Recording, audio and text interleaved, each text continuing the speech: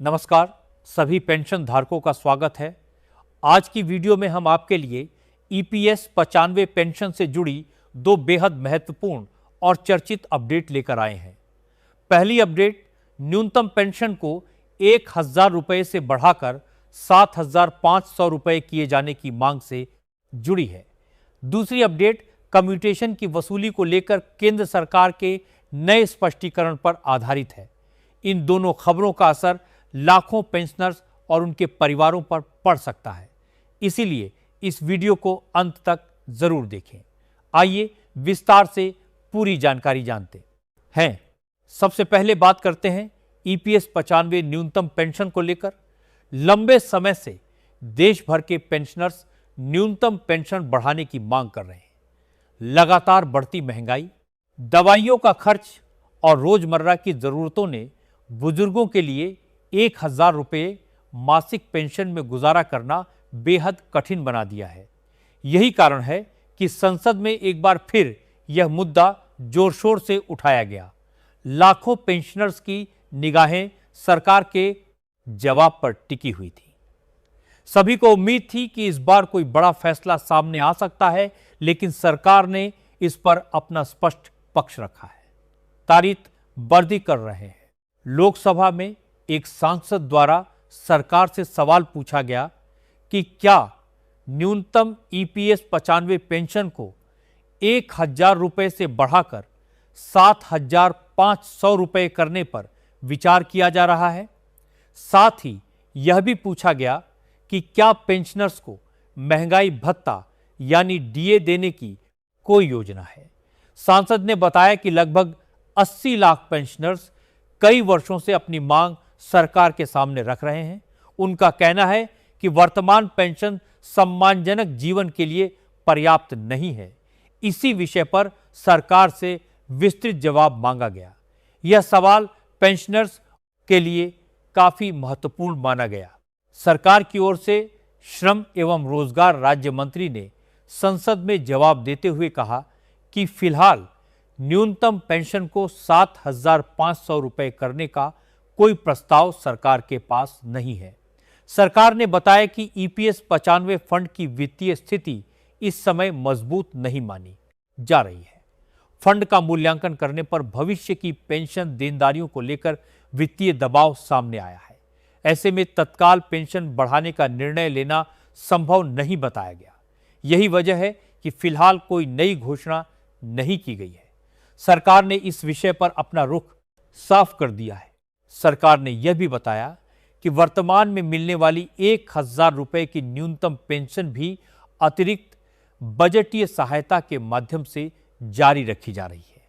यानी इस राशि को बनाए रखने के लिए सरकार को अलग से आर्थिक सहयोग देना पड़ रहा है।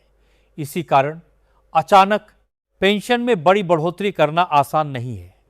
सरकार का कहना है कि ईपीएस 95 एक निश्चित अंशदान आधारित योजना है। इसमें मिलने वाली पेंशन जमा किए गए फंड पर निर्भर करती है, इसलिए किसी भी बढ़ोतरी के लिए पर्याप्त वित्तीय संसाधनों की आवश्यकता होगी। ईपीएस 95 योजना वर्ष 1995 में कर्मचारियों को सेवानिवृत्ति के बाद नियमित आय उपलब्ध कराने के उद्देश्य से शुरू की गई थी। इस योजना में कर्मचारी के वेतन का निर्धारित हिस्सा और केंद्र सरकार का योगदान शामिल होता है, लेकिन समय के साथ महंगाई लगातार बढ़ती चली गई, जबकि न्यूनतम पेंशन लगभग उसी स्तर पर बनी रही। यही कारण है कि पेंशनर्स लगातार बदलाव की मांग कर रहे हैं। उनका कहना है कि वर्तमान आर्थिक परिस्थितियों में यह पेंशन राशि पर्याप्त नहीं है। अब यह मांग राष्ट्रीय स्तर का बड़ा मुद्दा बन चुकी है। पेंशनर्स का कहना है कि केवल पेंशन बढ़ाना ही पर्याप्त नहीं होगा, बल्कि महंगाई भत्ता भी दिया जाना चाहिए। उनका मानना है कि जिस तरह सरकारी कर्मचारियों को समय समय पर डीए मिलता है, उसी तरह पेंशनर्स को भी महंगाई के अनुसार राहत मिलनी चाहिए। इससे उनकी क्रय शक्ति बनी रहेगी और जीवन यापन आसान होगा। कई संगठनों ने भी इस मांग का समर्थन किया है।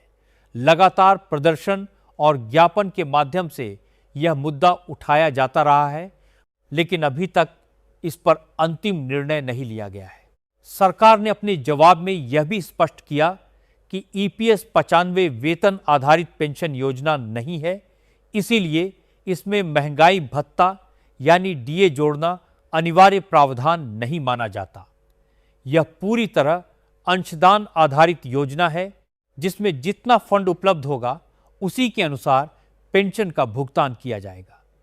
सरकार ने कहा कि पेंशनर्स को अधिकतम लाभ देने की कोशिश लगातार जारी रहेगी, लेकिन वित्तीय स्थिरता से समझौता नहीं किया जा सकता।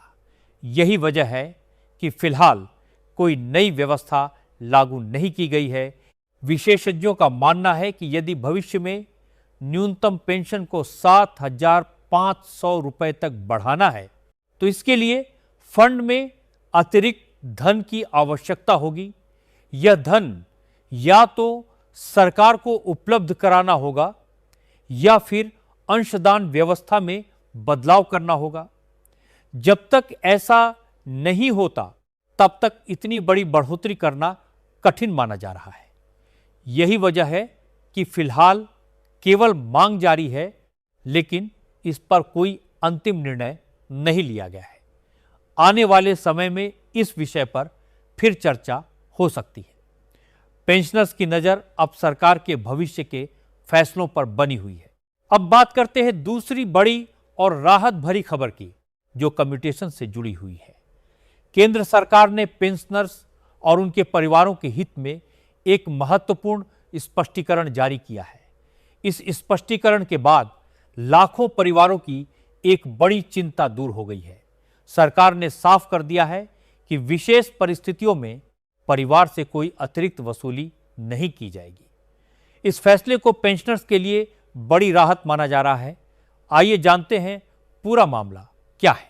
सेवानिवृत्ति के समय कई कर्मचारी अपनी पेंशन का एक हिस्सा कम्यूट कराते हैं। इसके बदले उन्हें एकमुश्त राशि प्रदान की जाती है।